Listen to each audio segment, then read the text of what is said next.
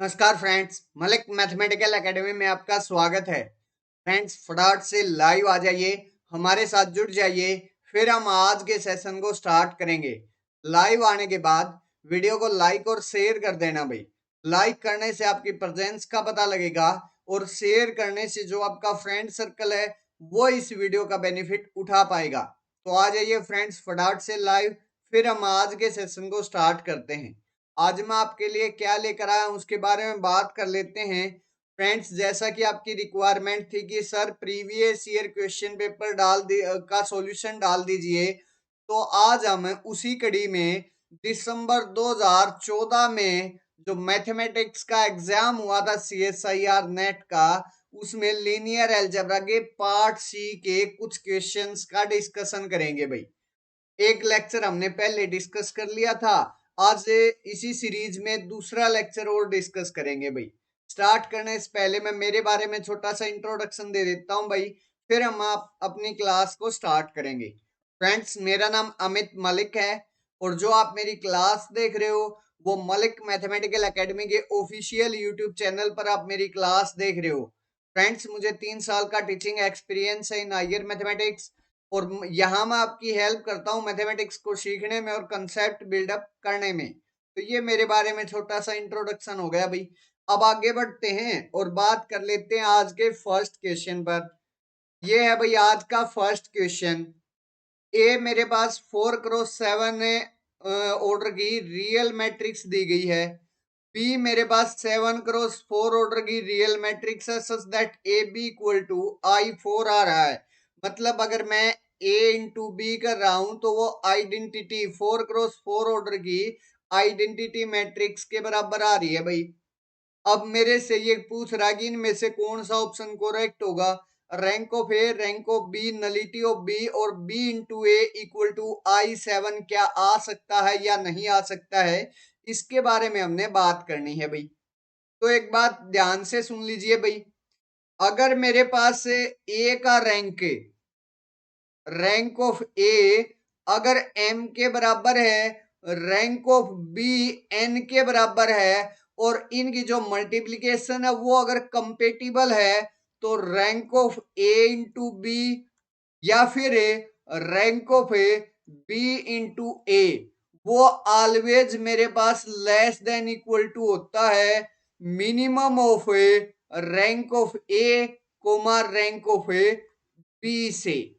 ये मेरे पास एक छोटी सी वही छोटा सा एक रिजल्ट है कि रैंक ऑफ जो प्रोडक्ट है मैट्रिसेस का अगर वो कंपेटिबल है तो उनका जो प्रोडक्ट का रैंक है वो always less than equal to होता है दोनों के रैंक के मिनिमम से। That's clear my point. तो रैंक ऑफ ए बी और रैंक ऑफ बी ए वो मिनिमम होगा भाई। ले और मिनिमम भी क्या लेस देन इक्वल टू होगा उनके मिनिमम से। That's clear my point. अब एक बात ध्यान से देखिए भाई, यहां से अगर मैं रैंक ऑफ ए और रैंक ऑफ बी निकाल लेता हूं तो रैंक ऑफ बी आसानी से आ जाएगा मेरे पास और बाकी के जो ऑप्शंस है वो भी करेक्ट हो जाएंगे। तो अब एक बात ध्यान से सुनना भाई, मेरे पास अगर मैं रैंक ऑफ बी ए या ए बी के बारे में बात कर रहा हूं तो वहां से अगर मैं रैंक ऑफ ए और रैंक ऑफ बी के बारे में बात करूं तो लेस देन इक्वल टू मेरे पास वो क्या आएगा भाई, minimum of rank of A comma rank of B से आएगा भाई। और ये वाली बात है ग्रेटर देन इक्वल टू आएगी भाई किससे, rank of A Frobenius inequality का यूज करूंगा। रैंक ऑफ बी माइनस में जो इनका कॉमन फैक्टर आया है। कॉमन फैक्टर क्या है, ए मेरे पास 4x7 ऑर्डर की मैट्रिक्स है, बी मेरे पास 7x4 ऑर्डर की मैट्रिक्स है। तो इन दोनों का जो कॉमन फैक्टर है वो किसके बराबर है भाई, 7 के बराबर है। तो rank of A plus rank of B -7। अब एक बात ध्यान से सुनना भाई, मेरे पास जो रैंक होता है किसी भी नॉन स्क्वायर मैट्रिक्स का, अगर मैं rank of A M cross N order की मैट्रिक्स है उसका रैंक निकाल रहा हूं तो वो होता है less than equal to minimum of A rank of A comma rank of B से। That's clear my point. Sorry, यहाँ rank of A comma rank of B नहीं, जो m कोमा n आएगा, नंबर ऑफ रोज और number of columns का less than equal to होता है rank मेरे पास। अब एक बात ध्यान से सुनना, यहां मेरे पास ए 4x7 ऑर्डर की मैट्रिक्स है, तो और बी मेरे पास 7x4 ऑर्डर की मैट्रिक्स है, तो रैंक ऑफ ए और रैंक ऑफ बी ज्यादा से ज्यादा किसके बराबर हो सकता है भाई? ज्यादा से ज्यादा वो 4 के बराबर हो सकता है। ठीक है, मीन्स ज्यादा से ज्यादा less than equal to 4, less than equal to 4 ये आएगा। अब इन्होंने बोल दिया भाई कि जो प्रोडक्ट का रैंक है वो 4 के बराबर है, क्योंकि वो 4x4 ऑर्डर की मैट्रिक्स को क्रिएट कर रहा है भाई। इसका मतलब जो रैंक ऑफ ए बी है वो 4 के बराबर है, और वो वाली वैल्यू फिर मेरे पास क्या है? Less than equal to minimum of rank of A comma rank of B से। अब एक बात ध्यान से देखना भाई, यहां से अगर मेरे पास रैंक ऑफ ए 4 से कम हो गया तो ये वाली जो इनइक्वलिटी है वो मेरे पास मीन्स ये वाली जो इनइक्वलिटी है वो नॉट ट्रू हो जाएगी, क्योंकि फिर मेरे पास यहाँ अगर मान लीजिए रैंक ऑफ ए या रैंक ऑफ बी में से कोई भी एक 3 के बराबर हो गया, तो फिर मेरे पास उन दोनों का जो मिनिमम है वो 3 के बराबर आ जाएगा और 4 लेस देन इक्वल टू 3 आ जाएगा, जो कि मेरे पास ये इनइक्वलिटी गलत हो जाएगी। अब मेरे को क्या करना पड़ेगा भाई? उसके लिए फिर रैंक ऑफ ए और रैंक ऑफ बी मेरे को 4 ही लेकर आने पड़ेंगे भाई। इसका मतलब रैंक ऑफ ए और रैंक ऑफ बी दोनों मेरे पास किसके बराबर आएंगे भाई? 4 के बराबर आएंगे। तो पहले ऑप्शन में रैंक ऑफ ए 4 कह रहा, तो वो ऑप्शन करेक्ट हो गया। सेकंड ऑप्शन के अंदर रैंक ऑफ बी 7 कह रहा, वो ऑप्शन गलत हो गया। थर्ड ऑप्शन में नलिटी ऑफ बी मेरे पास 0 के बराबर है, लेकिन यहां नलिटी ऑफ ए बी एक बार चेक कर लेते हैं। नलिटी ऑफ बी क्या होता है? मेरे पास कॉलम में से हम किसको माइनस करते हैं? कॉलम नंबर में से हम माइनस करते हैं रैंक ऑफ बी को। ठीक है, और कॉलम नंबर बी का मेरे पास कितना है? 4, और 4 रैंक भी 4 आया, तो 4 माइनस 4 इक्वल टू 0। तो नलिटी ऑफ बी मेरे पास किसके बराबर आ जाएगी? 0 के बराबर। तो यहां से थर्ड ऑप्शन भी मेरा करेक्ट हो गया, और फोर्थ ऑप्शन गलत हो गया भाई, क्योंकि मेरे पास जो रैंक ऑफ ए है वो दोनों का क्या आया था भाई? 4 के बराबर आया था।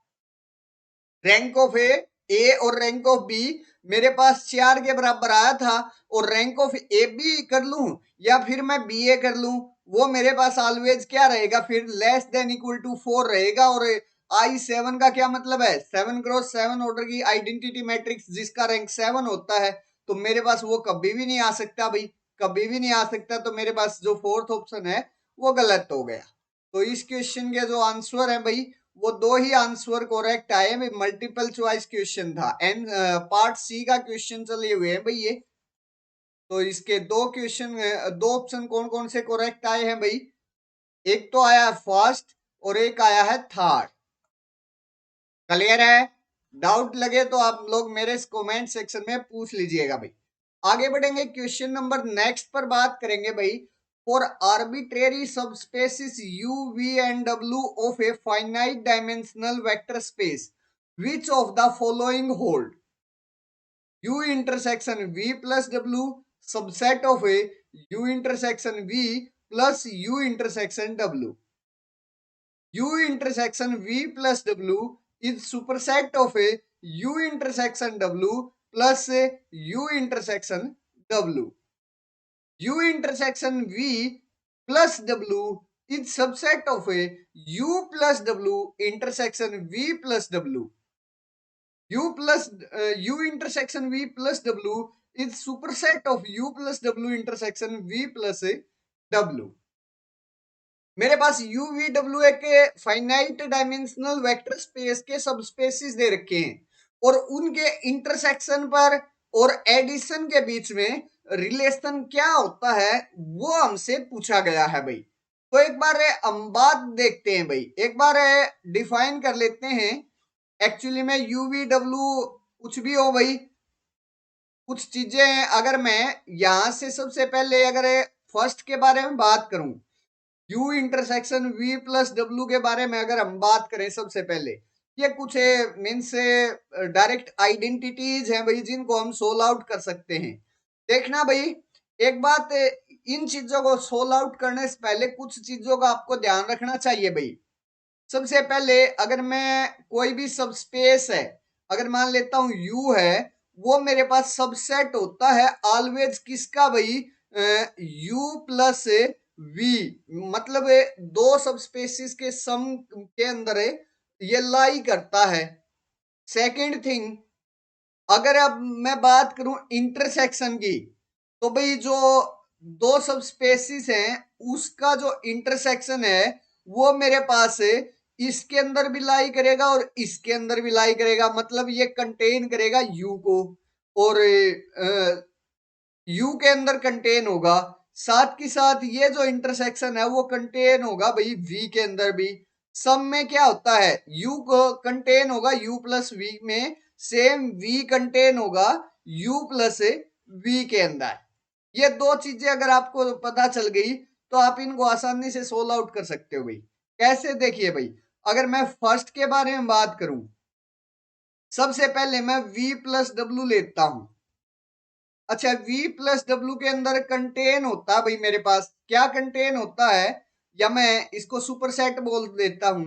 यह सुपरसेट होता है भाई किसका, v का भी होगा, और v प्लस डब्ल्यू सुपरसेट होगा भाई w का भी।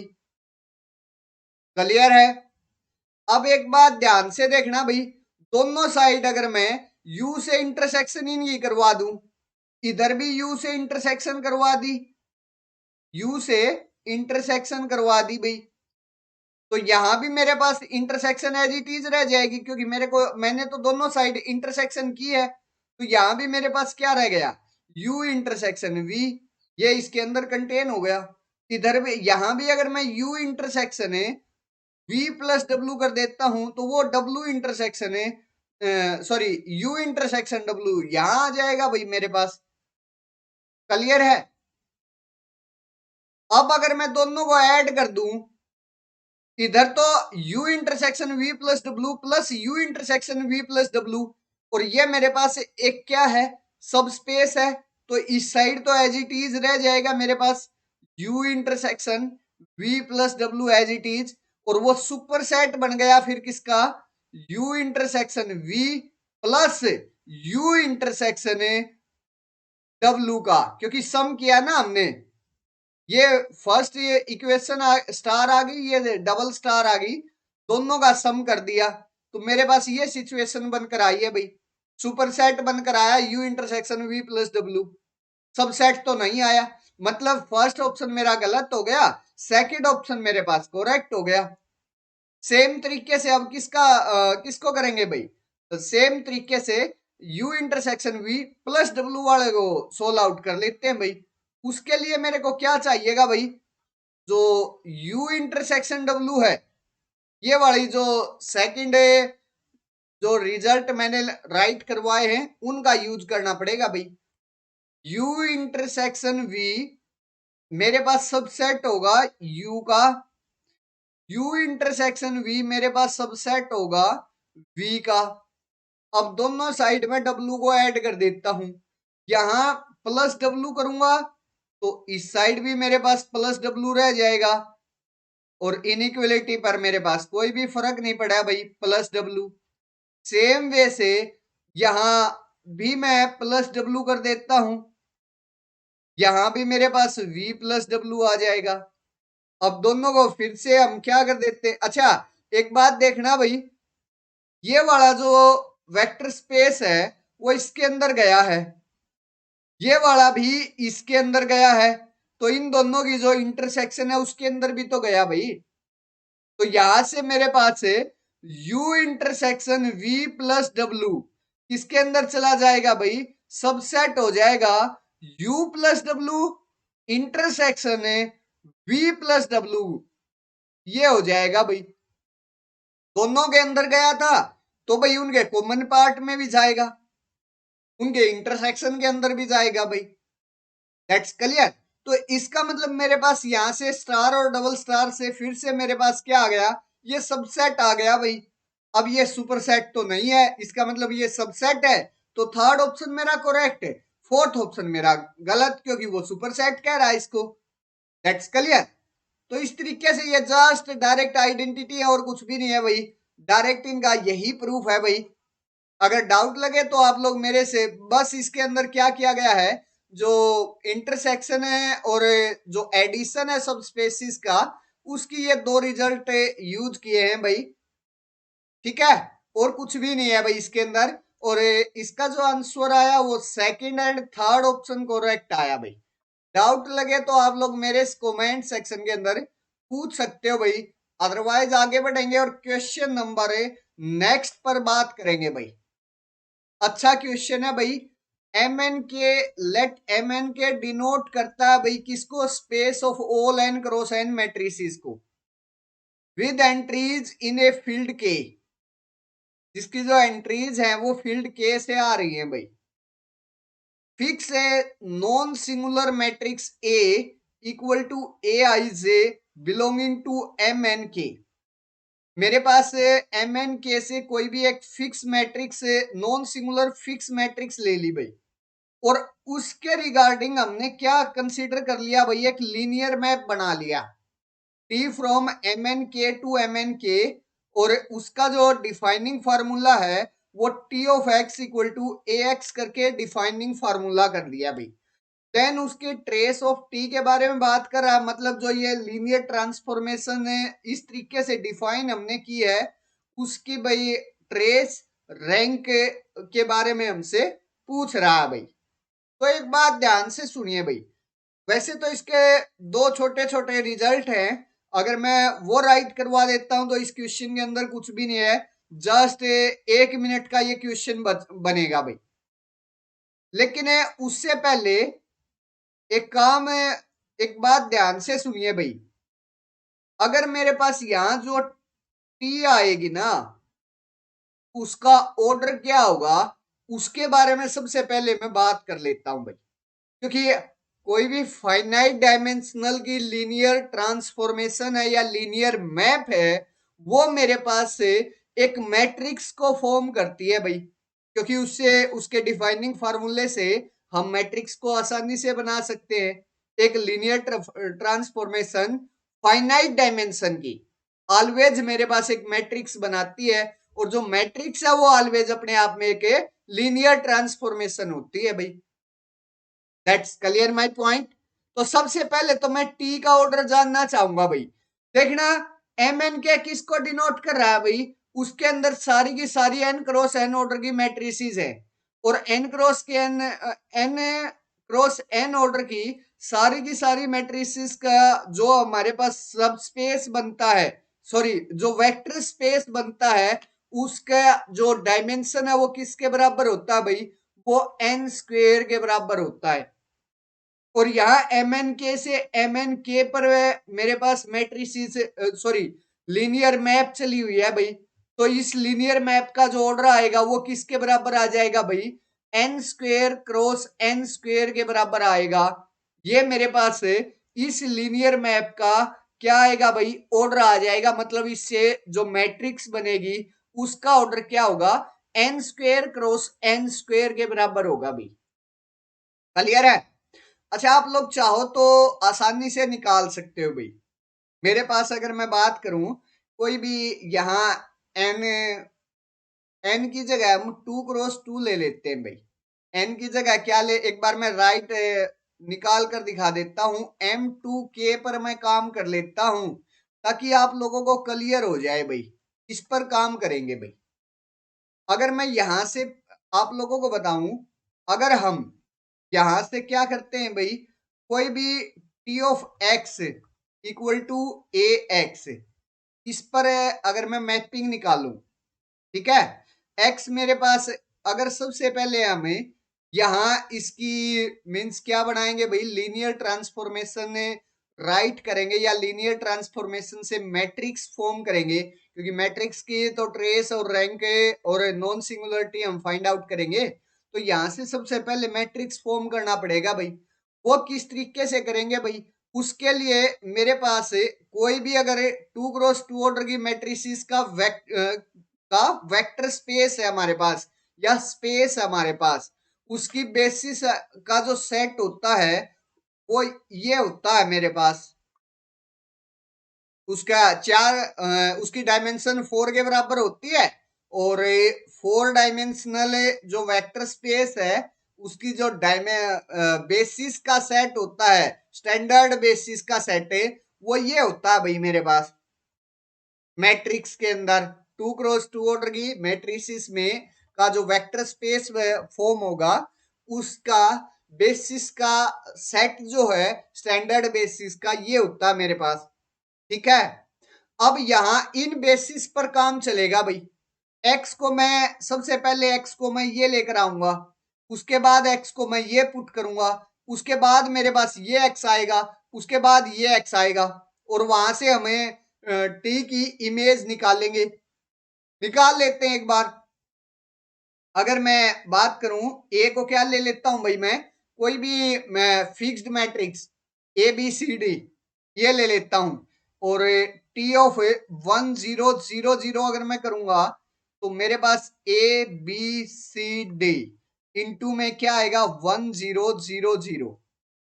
अब इन दोनों की प्रोडक्ट करूंगा, यही है ना, ए एक्स है ना, हाँ ए एक्स है भाई, तो यहां से मेरे पास प्रोडक्ट करूंगा तो ए यहां से 0 और सी, ये सी आएगा और ये 0 आ जाएगा। मेरे पास ये आ गई भाई, इससे वेक्टर की जो इमेज है इसके बराबर आई है। अब इस की जो इमेज आई है उसको इन जो मेरे पास गिवन बेसिस है उनके लीनियर कॉम्बिनेशन में राइट करेंगे भाई, और जो वहां से कोफिशिएंट्स आएंगे उससे मेरे पास फर्स्ट कॉलम बनेगा, क्योंकि कोफिशिएंट मैट्रिक्स का ट्रांसपोज करने के बाद मेरे पास क्या बनती है भाई, मैट्रिक्स की जो मेरे पास गिवन लीनियर ट्रांसफॉर्मेशन है उसकी मैट्रिक्स बनती है। That's clear.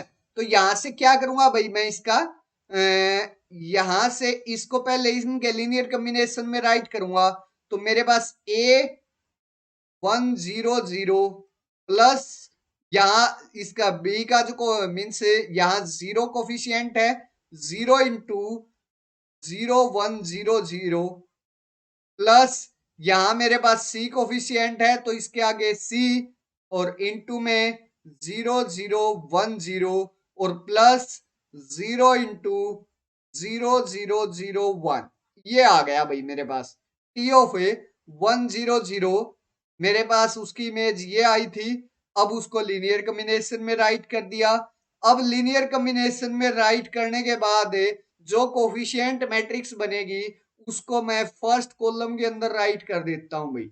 तो यहां से मेरे, क्योंकि मेरे पास ये जो फर्स्ट वेक्टर है कोफिशिएंट की जो फर्स्ट रो आएगी ट्रांसपोज होने के बाद वो फर्स्ट कॉलम बन जाएगा, तो यहां से मेरे पास A0C0 ये मेरे पास जो मैट्रिक्स बनेगी टी, ये वाली जो मैट्रिक्स बनेगी M2K उसकी का जो फर्स्ट कॉलम आया वो आ गया A0C0। सेम तरीके से हम सेकंड को निकाल लेंगे, सेम तरीके से थर्ड को निकाल लेंगे, सेम तरीके से फोर्थ को निकाल लेंगे। ये तो भाई इसका जो मैट्रिक्स है वो निकालने का तरीका हो गया, आप लोग खुद निकाल कर देख लेना भाई, क्योंकि काफी स्टूडेंट्स बोलते हैं कि सर इसकी जो मैट्रिक्स है वो कैसे फॉर्म होगी, हमें वही नहीं पता चल रहा तो आगे हम कैसे निकालें। ठीक है, वो मैंने एक बार आप लोगों को बता दिया भाई। अब इसके छोटे छोटे रिजल्ट हैं भाई, उस पर काम कर लेते हैं भाई। अगर मैं यहां से रैंक ऑफ टी के बारे में बात करूं, जो मेरे पास लीनियर मैप है उसके रैंक ऑफ टी के बारे में अगर मैं बात करूं तो वो मेरे पास किसके बराबर होती है भाई, उसके बारे में एक बार देखिए। वो मेरे पास होती है जितने यहां पर मीन्स जो इसका ऑर्डर होता है, जो वेक्टर स्पेस का मेरे पास ऑर्डर है, जैसे यहाँ n cross n order, sorry vector space की जो डायमेंशन है, डायमेंशन क्या है n है, तो यहाँ n इंटू मेरे पास क्या आएगा, रैंक के बारे में बात कर रहे हैं तो n into rank of A के बराबर आएगा रैंक ऑफ टी। इस लीनियर ट्रांसफॉर्मेशन का जो रैंक है वो इसका जितना भी ऑर्डर है, सॉरी जितनी भी डायमेंशन है वेक्टर स्पेस की, उस डायमेंशन में अगर मैं ए के रैंक को मल्टीप्लाई कर देता हूं तो उतना रैंक मेरे पास इस लीनियर ट्रांसफॉर्मेशन का आ जाएगा। पहला तो रिजल्ट है ये भाई।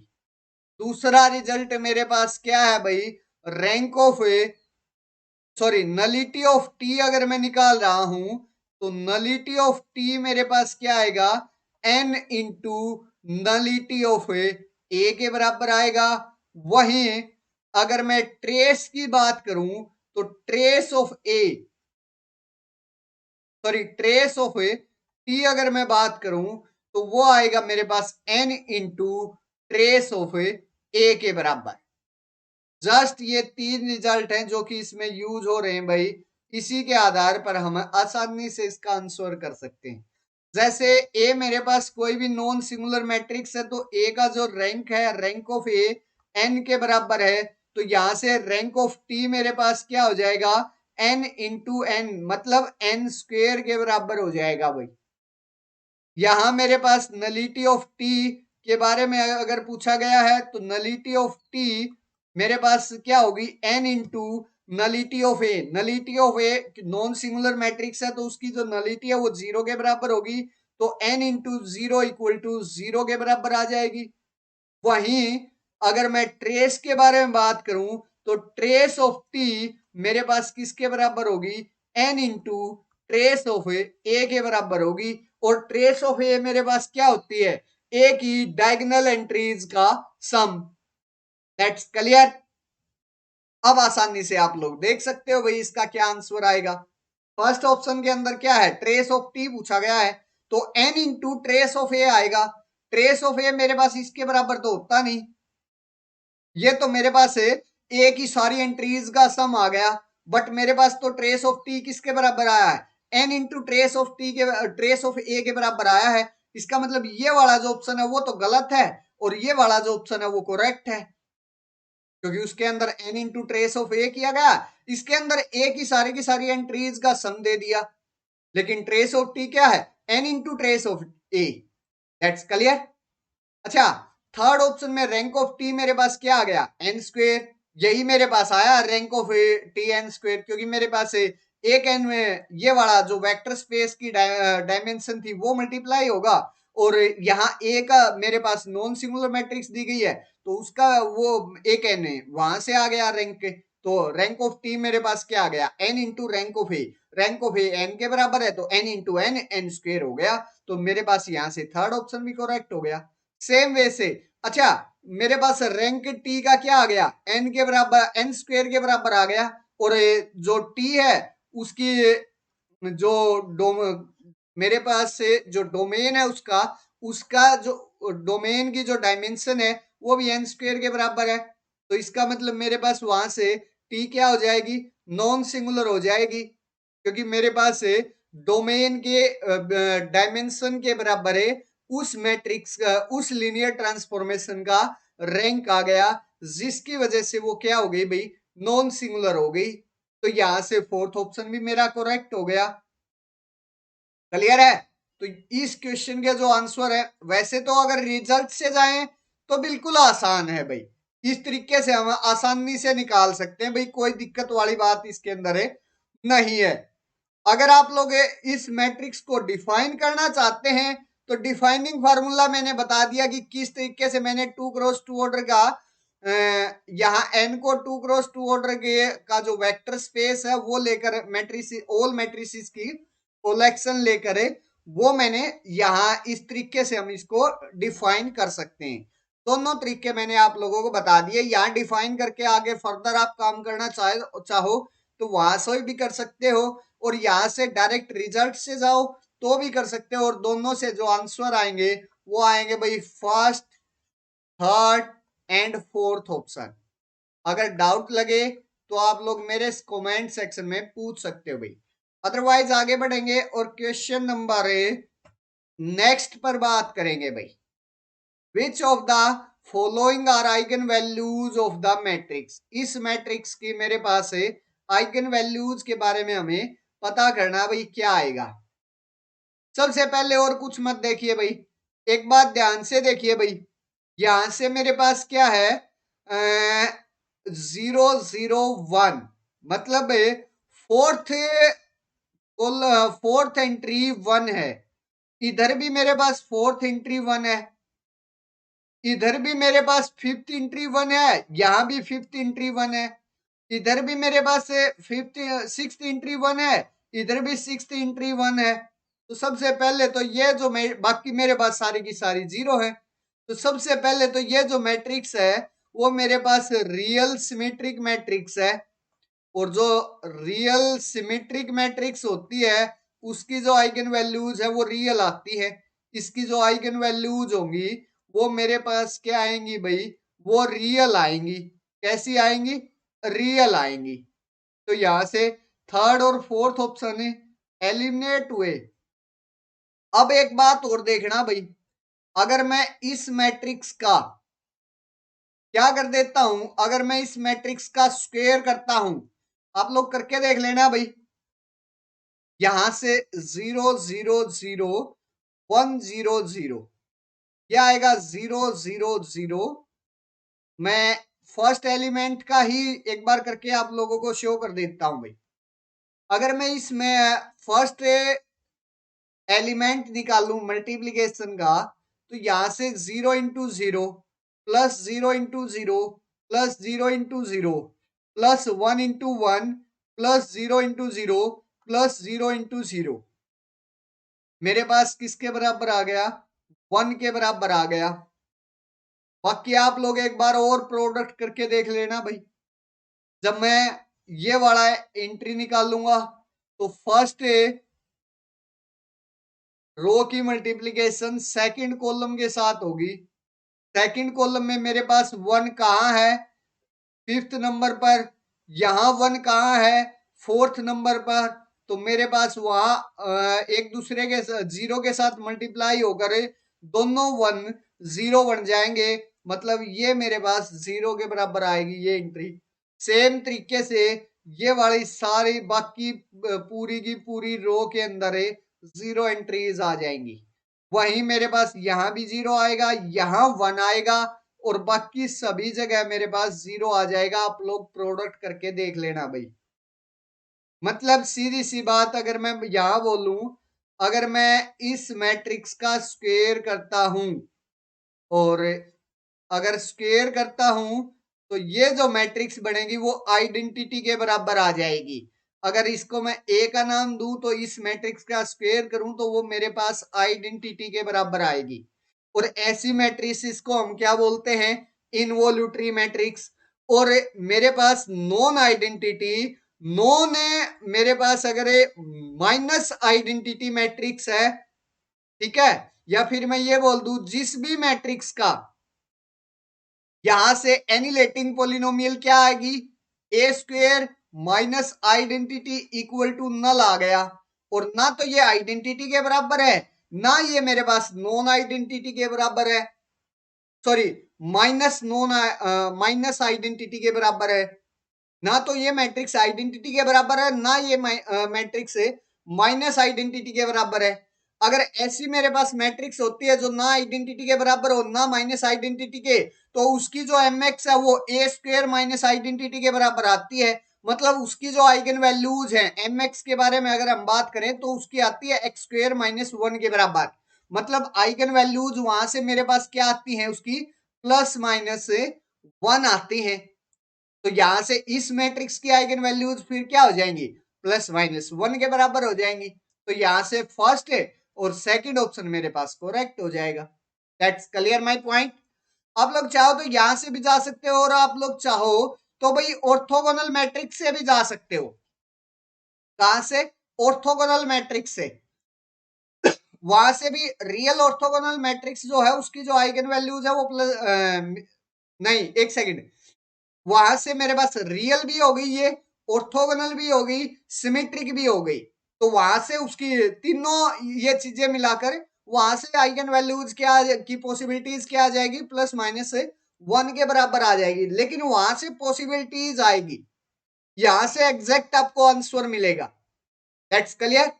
हाँ, पॉसिबिलिटीज के बाद अगर आप लोग इसकी सी एक्स या एम एक्स आपको डिफाइन करना पड़ेगा, उसके बाद वो लेंथी प्रोसेस हो जाएगा। तो जस्ट इसका आप स्क्वायर करके देख लीजिए और वहां से आप आसानी से निकाल सकते हैं भाई। तो इस क्वेश्चन का जो आंसर है वो first and second option correct आएगा भाई। अगर डाउट लगे तो आप कमेंट सेक्शन में पूछ सकते हो भाई। आगे बढ़ेंगे और नेक्स्ट क्वेश्चन पर बात करेंगे भाई। नेक्स्ट क्वेश्चन आज का लास्ट क्वेश्चन है भाई।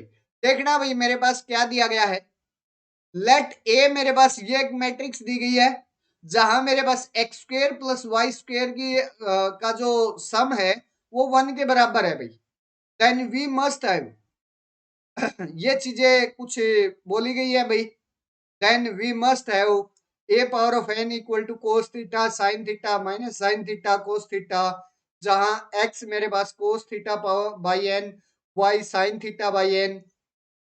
ट्रेस ऑफ ए के बारे में पूछा गया है। A transpose equal to A inverse के बारे में पूछा गया है। A similar to diagonal matrix के बारे में पूछा गया है। सबसे पहले एक बार मैं ए को अगर राइट करूं तो ए मेरे पास क्या है, X Y minus Y X, ये मेरे पास ए दिया गया है। साथ के साथ ये भी बोला गया भाई X square plus Y square equal to 1 आएगा।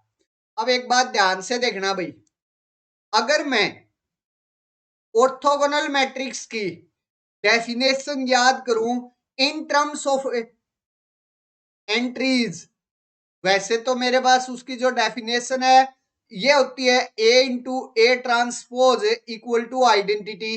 अगर मैं एंट्रीज की फॉर्म में याद करूं तो मेरे पास दो कंडीशन होती है अगर किसी भी मैट्रिक्स को ऑर्थोगोनल होना है तो। मेरे पास उसकी जो रोज हैं, रोज की जो एंट्रीज के rows and square of A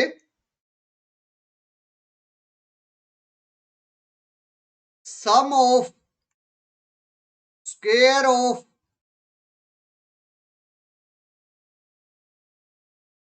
each row is 1, second product of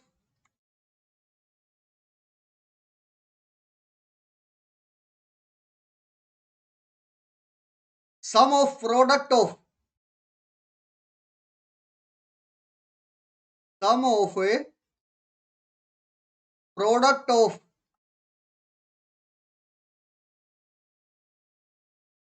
corresponding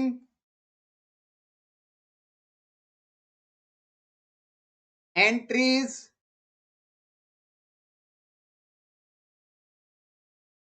with other row, other any row is 0। अगर मेरे पास ये दो कंडीशन सेटिस्फाइड होती है तो कोई भी मैट्रिक्स अगर इन दो कंडीशंस को फुलफिल करती है तो वो मेरे पास ऑर्थोगोनल मैट्रिक्स हो जाती है भाई।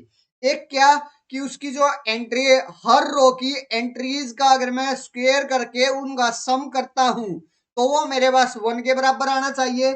और उसी रोज की एंट्रीज को अगर मैं किसी दूसरी रो के साथ, कोई भी दूसरी रो ले लेता हूं, उसके साथ उनका कोरस्पॉन्डिंग एंट्रीज की अगर मैं प्रोडक्ट करके उनका फिर सम करता हूं, वो अगर मेरे पास 0 के बराबर आ जाता है, ये दो कंडीशन अगर कोई भी मैट्रिक्स सेटिस्फाइड करती है तो मेरे पास ऐसी में जो मैट्रिक्स होती है वो कैसी हो जाती है भाई, ऑर्थोगोनल मैट्रिक्स होती है भाई। इफ एंड ओनली इफ का केस होता है भाई। अगर मेरे पास ऑर्थोगोनल है तो ये दो एंट्रीज को सेटिस्फाइड करेगा और ये दो एंट्रीज को कोई मैट्रिक्स सेटिस्फाइड कर रही है तो वो ऑर्थोगोनल होगी। ये एंट्रीज की फॉर्म में ऑर्थोगोनल मैट्रिक्स की डेफिनेशन होती है भाई।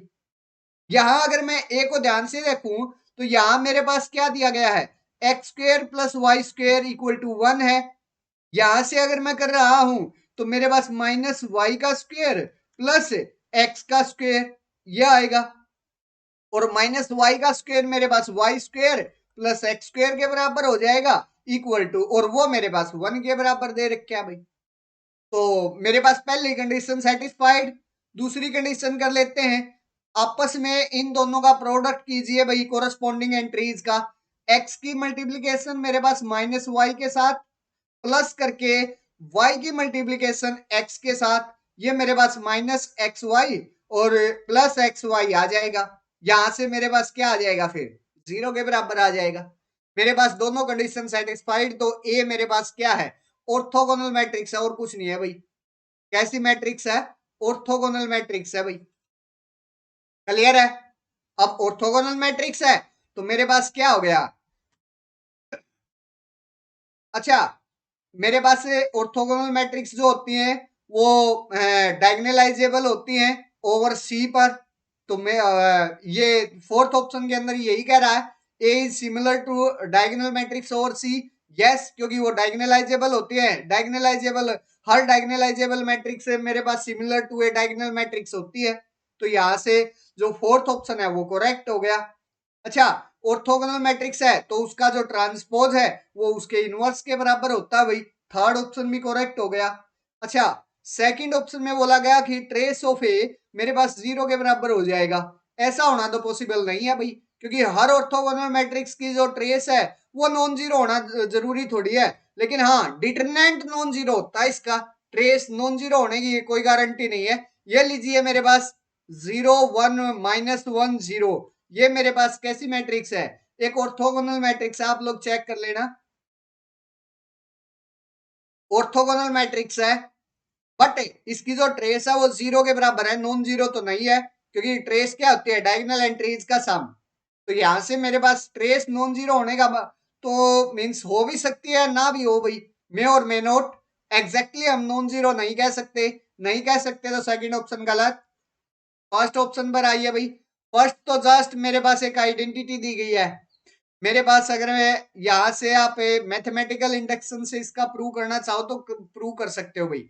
अगर मेरे पास ए कोई भी मैट्रिक्स दी गई है, किस टाइप से, कोस theta, sine theta, minus sine theta और कोस थीटा, इस टाइप से कोई भी मैट्रिक्स दी गई है, अगर मैं ए की पावर के करता हूं तो जो ये पावर के है वो मेरे पास यहाँ एंगल के साथ ऐड हो जाती है, मीन्स एंगल के साथ लग जाती है। ए की पावर के मेरे पास कोस के थीटा, साइन के थीटा, माइनस साइन के थीटा और कोस के थीटा के बराबर आ जाएगी भाई। ये मेरे पास आ जाएगी। ये मेरे पास, आप लोग चाहो तो मैथमेटिकल इंडक्शन से इसका प्रूफ भी कर सकते हो भाई। क्लियर है। ये मेरे पास एक डायरेक्ट रिजल्ट होता है कि अगर कोई भी इस टाइप से मैट्रिक्स दी गई है और उसकी पावर अगर हम के कर रहे हैं तो मेरे पास जो पावर के है वो उसके एंगल के साथ मल्टीप्लाई हो जाएगी भाई। यहां मेरे पास एक्स को इन्होंने क्या बोल दिया, cos theta by N, Y को साइन थीटा बाई एन, और ए की पावर एन पूछ लिया क्या होगा। तो ए की पावर एन तो मेरे पास जो यहाँ एन पावर की गई है वो इसके एंगल के साथ मल्टीप्लाई हो जाएगी, और N into theta by N मेरे पास 1 के बराबर आएगा। तो यहाँ से ये वाली जो वैल्यू है कट एन से एन कैंसल आउट होकर मेरे पास क्या आ जाएगी, कोस theta sine theta minus sine theta cos theta के बराबर आ जाएगी। तो यहाँ से जो फर्स्ट ऑप्शन है वो भी मेरा क्या हो जाएगा, करेक्ट हो जाएगा। वो डायरेक्ट एक क्या है, रिजल्ट है, एक आइडेंटिटी है। आप लोग चाहो तो भाई उसका सॉरी एक रिजल्ट है भाई, आइडेंटिटी नहीं बोल सकता, एक रिजल्ट है। चाहो तो आप मैथमेटिकल इंडक्शन से उसका प्रूफ भी कर सकते हो भाई।